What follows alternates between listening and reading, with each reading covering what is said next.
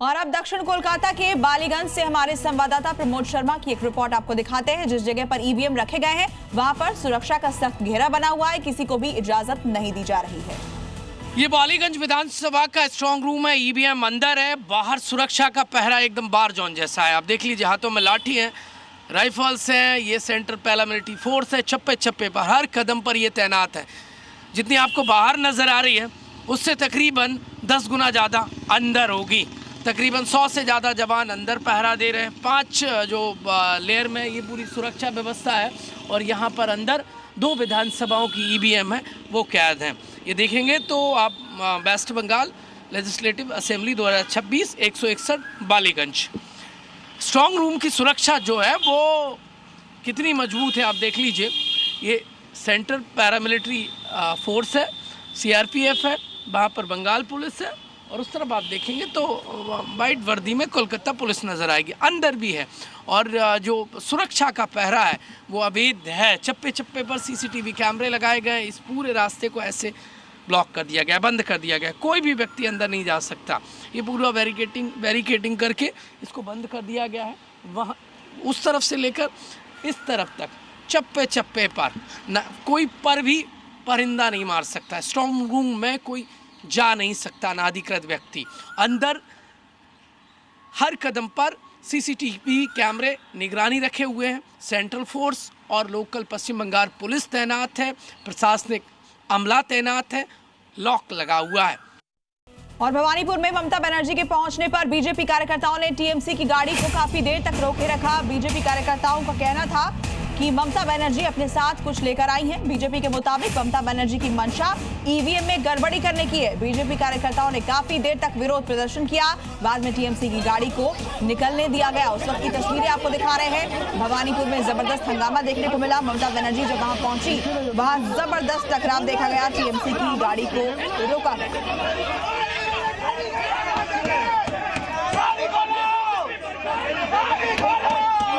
मशीनें कुछ आगे टेम्परिंग करेंगे। ये कौन सी जगह है? कौन सी जगह है? एक जगह शेखावत स्कूल ये काउंटिंग एजेंट है। काउंटिंग सेंटर के बाद टीएमसी का गाड़ी काट, ये डुप्लीकेट मशीन। और देखिए इस पूरे मामले को लेकर कुणाल घोष और सौमित्र खान ने क्या कहा है वो भी सुनवाते हैं आपको। सीओ आप लोगों को बोला है कोई अंदर में नहीं है, ये सिविल स्ट्रांग रूम है, तो कोई अंदर में नहीं है या है ये तो बाहर में जो इलेक्शन कमीशन का जो लाइव स्ट्रीमिंग हो रहा है सीसी कैम में तो आप देखिए वहां पर कुछ लोग काम कर रहा है अंदर में और हम लोगों का कोई रिप्रेजेंटेटिव नहीं है। वो सोच रहा है जो भी करके हो ईवीएम का कब्जा करे, जैसे 2021 में कब्जा किए थे उसी टाइम में ईवीएम को कब्जा करने के लिए कोशिश कर रहा है। लेकिन पब्लिक और इलेक्शन कमिश्नर उसके बाद मानेंगे नहीं। वोट हो गया, जो रिजल्ट निकलेगा, जो चुनती होगा वही मानना पड़ेगा। ममता बंदोपाध्याय एक्स चीफ मिनिस्टर बन गया। क्या मालूम, ऐसे नहीं कर सकता। स्ट्रांग रूम का सामने असेंबली भी नहीं हो सकता। स्ट्रांग रूम का सामने क्या बोले सिटिंग डेमोन्स्ट्रेशन या अवस्थान जो भी बोलिए और स्लोगन शाउटिंग ऐसा होना नहीं चाहिए, गलत है। ये कलकत्ता पुलिस क्यों अलाउ किए हैं? ये झूठा है, जाली है, जुमला पार्टियां है और ये बंगाल है। आपको अंग बंग कलिंग के आशा कभी नहीं मिटेंगे और ये बंग से आप इतना झाड़ खाएगा ना, जो जीता वही सिकंदर, जो बंगाल से टकराएगा वो चूर चूर हो जाएगा। हम लोग तैयार हैं, चलो।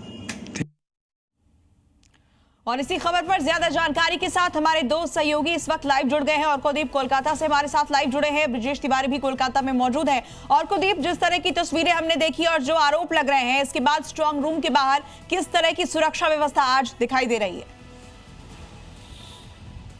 देखिए, स्ट्रांग रूम के बाहर पहले से ही जो सुरक्षा व्यवस्था था, जो 3 टियर पे था। पहले 2 टियर पे सेंट्रल फोर्स और पुलिस था। आखिरी टियर जो है स्ट्रांग रूम में घुसने के लिए वहाँ पे भी सेंट्रल फोर्स है, लेकिन जो घुस रहे हैं उस व्यक्ति को एक QR कोड के साथ एक फोटो ID दिया गया है। वो QR कोड स्कैन करके ही वो अंदर जा सकता है। जैसा कि पहले भी था, कल रात के हादसे के बाद थोड़ा और फोर्स ज़्यादा बढ़ाया गया है हर स्ट्रांग रूम में। और सिर्फ यही नहीं, CEO राज्य के जो मुख्य चुनाव अधिकारी है मनोज कुमार अग्रवाल, वो खुद अभी डिस्ट्रिक्ट के दौरे में है। 4-5 डिस्ट्रिक्ट वो खुद घूमेंगे, स्ट्रांग रूम मॉनिटर करेंगे, कैसे सिस्टम में चल रहा है या कैसे सिक्योरिटी अरेंजमेंट है वो खुद मॉनिटर करेंगे। फिर शाम को वो वापस आएंगे CEO ऑफिस पे। तो स्ट्रांग रूम के बाहर जो कल हुआ है उसके बाद ये स्ट्रांग रूम को लेके और भी ज़्यादा सुरक्षा व्यवस्था लगाया जा रहा है। मॉनिटरिंग सिस्टम चल रहा है। CEO ऑफिस जहाँ पे इस वक्त मैं खड़ा हूँ उसी बिल्डिंग से पूरा मॉनिटरिंग भी हो रहा है। हर जगह CCTV से लगाया गया है। देखिए, CEO ऑफिस ने एक चीज़ कल क्लियर कर दिया, खुद CEO ने, और उनके साथ DO नॉर्थ कोलकाता वो भी शामिल थे जो प्रेस कॉन्फ्रेंस उन्होंने किया है। उनमें उन्होंने एक चीज़ क्लियर कर दिया है, जो काम हो रहा था जिसका CCTV फुटेज वायरल हो गया है वो एक रेगुलर वर्क था, बैलेट सॉर्टिंग का काम हो रहा था और इसके लिए इंटीमेट किया गया था सभी पॉलिटिकल पार्टियों को, और वो अगर चाहते अपने अपने रिप्रेजेंटेटिव भेज सकते थे, लेकिन कोई भेजा है कोई भेजा नहीं है, लेकिन काम चल रहा था। यही वीडियो वायरल हुआ है। उनका कहना है जो EVM है सारे के सारे सुरक्षित है, सील्ड है। ठीक है, मैं लौटूंगी आपके पास। ब्रिजेश, आप कहां पर मौजूद हैं? किस तरह का सुरक्षा घेरा देख पा रहे हैं? क्या कुछ बदला है कल के हंगामे के बाद? देखिए, कल के हंगामे के बाद अभी आज सुबह ITBP के जवानों को एक बार फिर से तैनात किया गया है। हालांकि खुदीराम बोस नेताजी स्टेडियम है उससे कुछ दूरी पे मैं फिलहाल मैं मौजूद हूं, क्योंकि 2 गेट हैं और जो पीछे वाला गेट है, क्योंकि पीछे वाले गेट पे भी जैसा बताया गया कि कुछ डिप्लॉयमेंट हो सकता है, तो यहाँ से कुछ दूरी पर ही खुदीराम बोस नेताजी स्टेडियम का जो दूसरा गेट है वो यहाँ पर बना हुआ है। लेकिन जिस सिक्योरिटी की हम लगातार बात कर रहे हैं उसको लेकर चुनाव आयोग ने भी इस बात को लेकर इंश्योर किया है कि कहीं भी किसी तरह की कोई गड़बड़ी नहीं है। ये एक रूटीन प्रोसेस था और उसी का वीडियो वायरल हुआ और इसी चीज़ को लेकर लगातार चुनाव आयोग भी मॉनिटर कर रहा है। एक तरफ से जहां CCTV कैमरे से मॉनिटरिंग की जा रही है, तो वहीं दूसरी तरफ जो स्ट्रांग रूम के अंदर जो CCTV कैमरे लगे हुए हैं वो भी, और साथ में फिजिकली भी जो अधिकारी वहां पर मौजूद हैं वो भी इस चीज़ को लगातार लेकर मॉनिटर कर रहे हैं, क्योंकि बहुत बड़ा आरोप था और उस आरोप को कल ही चुनाव आयोग ने इनकार कर दिया कि इस तरह की कोई भी तस्वीरें जो दिखाई जा रही है वो गलत है। और इस बीच जी बिल्कुल, आप बने रहिएगा हमारे साथ, लौटूंगी आपके पास।